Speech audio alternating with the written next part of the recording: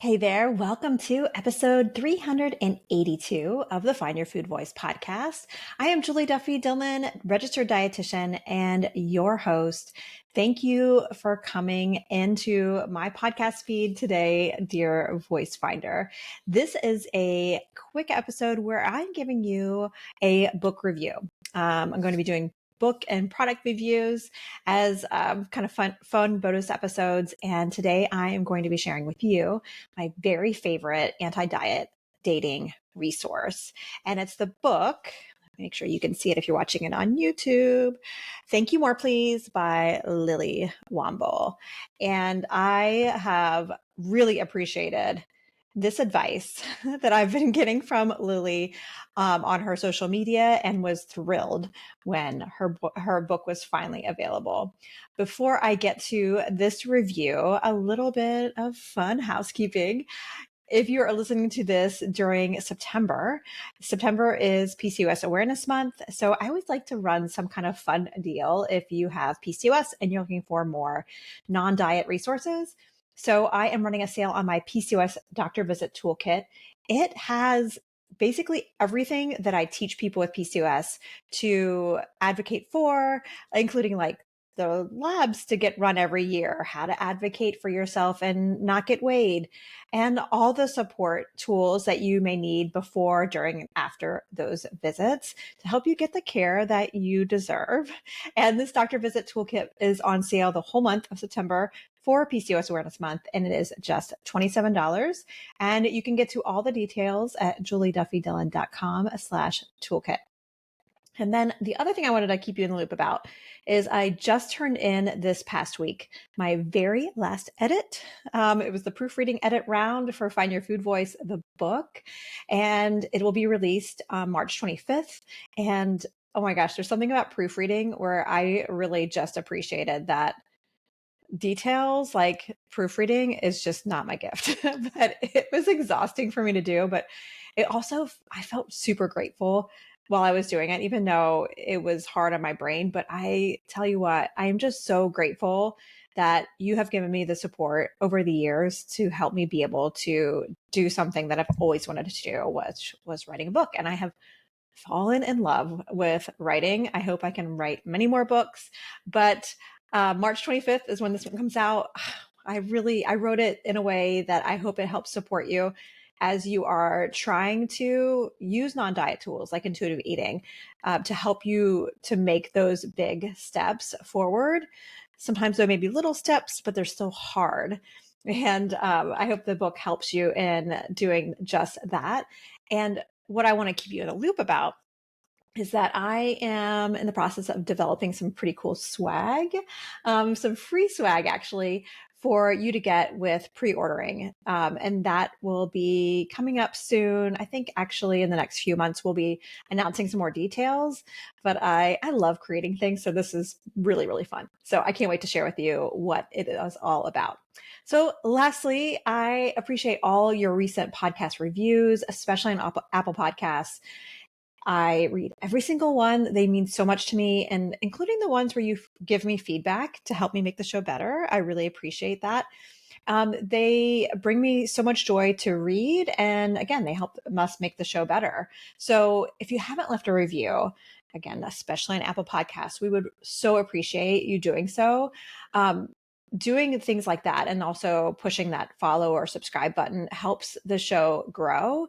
It helps more people find us. And, you know, when you're this like little independent podcast, it can be hard to compete against like celebrities and all their big budgets and things like that. So thank you in advance for all of your support. And yeah, so with that all being said, we're going to take a very, very quick sponsor break. And just a little side note, if you have the stomach for it today, listening to the ads is another like way for you to support the podcast, because when you listen to a dynamic ad that's placed in here, which will be placed in here in about maybe 10, 15 seconds, matters how long I want to talk. But when you actually listen to the ad, it helps us to get paid.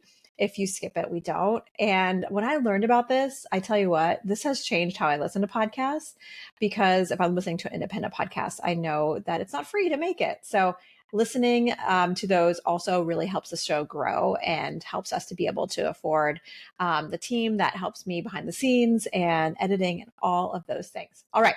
So with all that being said, we're going to take that very quick sponsor break and we'll be right back. Welcome back. As we are getting nestled into this episode all about anti-diet dating and this really wonderful resource that I want to share with you, I want you to picture Y2K. Like, what were you doing when we went from 1999 to 2000? I appreciate, as a 49-year-old, I am probably much older than you, maybe not all of you, but for many of you, I appreciate just from surveying those of you who listen that most of you are younger than me.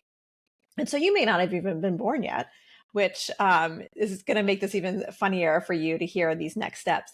But during Y2K, of course, it was a really fun time, but it also was the last time I was single.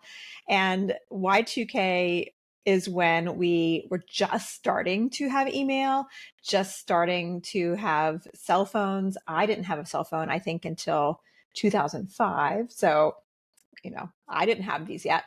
And it was like, in no way could we even picture dating apps. There were websites because it was like baby Google time, and so there were, I think Match.com was one website that was developing soon after Y2K.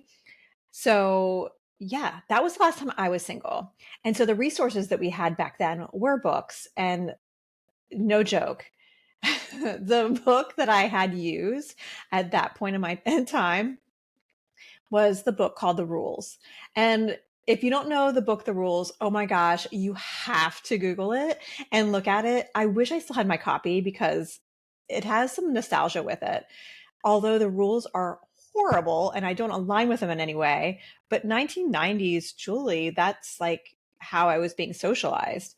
So if you don't know about the rules or you're not able to Google search it, the rules was this book, this really kind of like handbook, a very short book that was released as a woman's guide to dating. And it basically said, if the guy wasn't chasing you, then you're doing it wrong. And it had like all these rules. Like, if you just follow these rules, you will find your forever person. There were things like, don't be so easy to get a hold of. Don't answer the phone on the first ring. If he asks you on a date, make sure it's at least like so many hours in advance. Not that night. It was like 72 hours in advance. Sometimes be busy. It was, in a way, I think, to show that you were confident and you didn't have to have this person, but in no way was it encouraging someone to just live in their truth. It really was distancing us from that. And the reason why I get all nostalgic when I think about the rules is because I read it in 1997. And that was the year between my junior and senior year of college. My very best friend in college, Kelly. Hey, Kelly, in case you're listening, I know you feel the same nostalgia. We decided to take a road trip, just the two of us, because we were trying to decide what we wanted to do after we graduated. We had one more year of college and we didn't know what was going to happen after that. And we were both drawn to the state of North Carolina. So we decided to get in her, I think she had a Honda Accord, and drive down to North Carolina, which was about a 5 or 6 hour drive from where we were in college. And we basically found a way to travel the whole state and make a big loop. And during the road trip, what we did is we took turns driving, and whoever wasn't driving was reading the rules. And so we read this darn book during the whole trip. And actually, I'm going to see Kelly in a few weeks, so I'm going to have to bring this up to her so we can remember this time, because it's so ridiculous looking now. But we were like hanging on so desperately to these rules because I think we were in a place where we thought we would have our forever person at this point, and we didn't, and scared about these next steps. And I guess the rules were kind of like that. And as I say this, doesn't it remind you so much of dieting? So if you are interested in any way in the combination or the similarities rather of dieting and dating, one of my very good friends, Laura Watson, uh, on her TikTok, she talks about this all the time, and it is just so amazing. She makes so many connections to dieting and dating rules. So check that out. But anyway, so let's bring you back to the present. If you are listening to the episodes as they come out, and you may have either read on my email or in the podcast about my divorce and then starting to date again, maybe about this time last year or maybe a few months after, I started being like, I think I'm ready to date. And I knew the rules were not what I wanted. And, there's something about being in a long-term relationship. I was married for about 20 years, and we were together since January of 2000. So it's 2024. So 23, 24 years. And what I knew was like, I wanted certain things, and I didn't want to necessarily make myself smaller. Not necessarily. I didn't want to make myself smaller. Like literally, I was not going to diet. And I wanted to take up my space. I felt really great by myself. And I also was looking for someone to share that with. So I didn't know where the hell to start. And so I remember on TikTok stumbling upon Lily Womble. And Lily was such a wonderful person to find because it was like the perfect timing. As I was getting ready to date, like I was starting to be interested in dating again, I found her material, like her website and her TikTok channel. And I learned so much from her that I started dating. And when her book started to be in the pre-sale time, I still wanted it, even though had been dating my partner for 3 or 4 months. So I knew I didn't want to like jump back into dating someone new, but I still wanted this book because there was so many affirming things that I learned in her material that I knew I wanted to have it my own copy. Um, and so I guess the thing that I want to share about Thank You More Please, Lily Womble's book, and anything she's putting out is I am connecting with like how it is helping me just be more myself, and not only meeting someone, but being in a relationship with someone. And I just am so grateful for that. So I want to share, let's see, I have 4 things, my 4 favorite things that I have learned from Lily's work and her book. And the first one is to go ahead and be picky. I can remember when I was dating back before Y2K, how people were saying to not be too picky, that you have to kind of like just find someone who's good enough and make it work. Don't be too picky. And the thing about that is I am picky. I'm someone who is liberal and trying to deconstruct from religion. And so I may be spiritual, but I don't really want to be around someone who is really into religion. And I am also an anti-diet like person through and through. So I wanted to be with someone who also was like working on themselves in that way. And that also brings up like I was really wanting to be with someone who didn't have to rely on alcohol and who was into self-growth.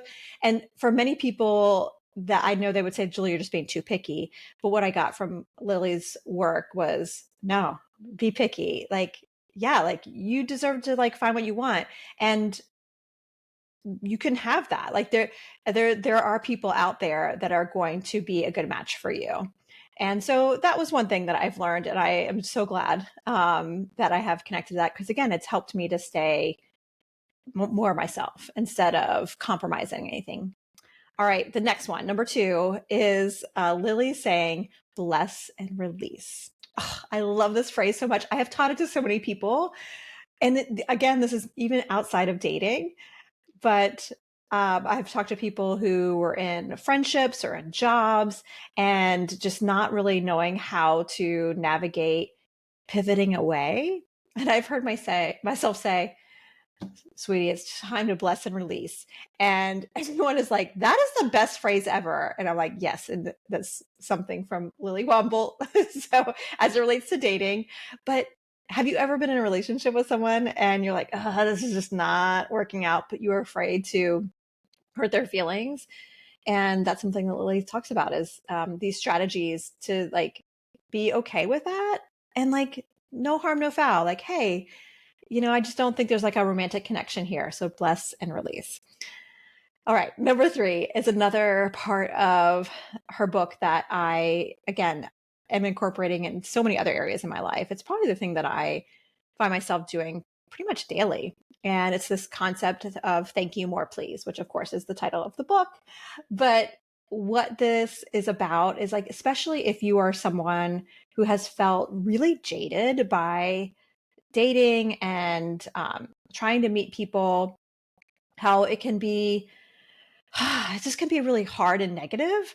And it is hard and it can be very negative. And to name when you see even a teeny little speck of something that is fucking amazing, or, just you see someone walk by and you felt like an attraction. They may not have seen you at all, but like, thank you, more please.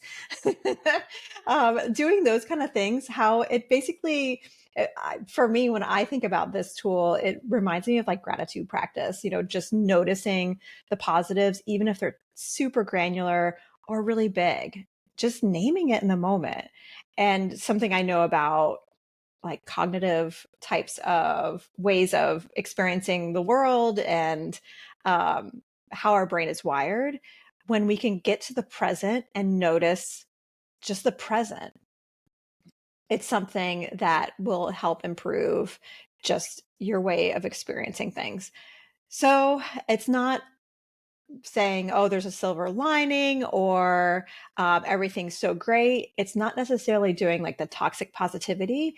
It's just looking for the positive and telling the universe or God or whatever name you have for this, thank you and more please. I remember when I was in the early stages of dating and I would get a text from my boyfriend and I would say, thank you, more please. Like if it was especially a particular communication that I was like, oh, warm and fuzzy, I would say to myself, thank you, more please. And how I've noticed myself now using it too is even outside of dating, if it's a particularly like nice day, or I'm just feeling like having a nice conversation with a friend, I find myself sometimes even just thinking in the moment, thank you, more please. And again, there's something about getting to the present and naming what you want more of in your life that just adds more to your bucket, and helps you to know more of what you like and to continue to like steer yourself more towards the things that you want to add. And that reminds me also of like diet culture and, it's considering what you would rather add food wise instead of what you want to take away. That's a big strategy that I use when I help people with PCOS or any other kind of chronic condition is, what could you add instead of take away? So maybe that's the other way that thank you, more please is also in my life, is also with this connection with food as well. All right, so let's talk about number 4, because already this episode is much longer than I was intending it to be. I told Rachel, sorry, Rachel, I was like, oh, it'll be less than 5 minutes. And look, it's already at like almost 20. So let's hurry it up. So the last one I think is really important. And I heard myself saying this to one of my kids today.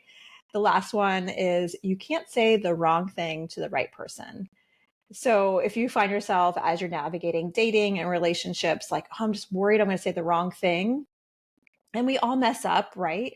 But if you say something and that person is not comfortable with feedback and having a conversation, then that's really great information, right? And Lily talks a lot about some of her own personal experiences with like talking about an ex and with her now partner and kind of talking about this ex a lot. And eventually her partner was like, hey, I really like you, but you're also talking about this person a lot and I don't like how it feels. And it was just like some feedback. So it's something I've really liked to help me kind of, again, pivot into let's not focus on perfection. Let's focus on compassion and let's uh, really I don't know, I guess for me in the dating experience, I have been really focused on a growth, kind of like I want to continue to grow and I want to continue to grow in a relationship. And so that's what I'm hoping and I find in another person. And so thinking about you can't say the wrong thing to the right person aligns with that for me. And I hope that helps. So if you are navigating dating and you're also rejecting diets, I appreciate it can be really tricky. I also appreciate that I am not marginalized because of my body size. So it's less risk for me to not diet. And if you are trying to navigate the whole landscape of like recovering from your eating disorder or rejecting diets, and you would like to read a diet book that does not force you into thinking about how you look or think you have to look a certain way, that is basically aligned with anti-diet living, Lily Womble's book is that. There are books that help you with dating that are also anti-diet. And actually, as I say that, I think this is the only one. So Thank You More Please by Lily Womble, 5 stars. Highly recommend if you are rejecting diets and wanting to date and need the support along the way.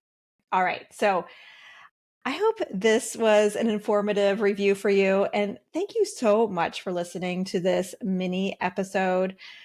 I would love it if you hit subscribe before we go. And I will be back with a Dear Food Letter episode next week, just a few days. So until then, take care.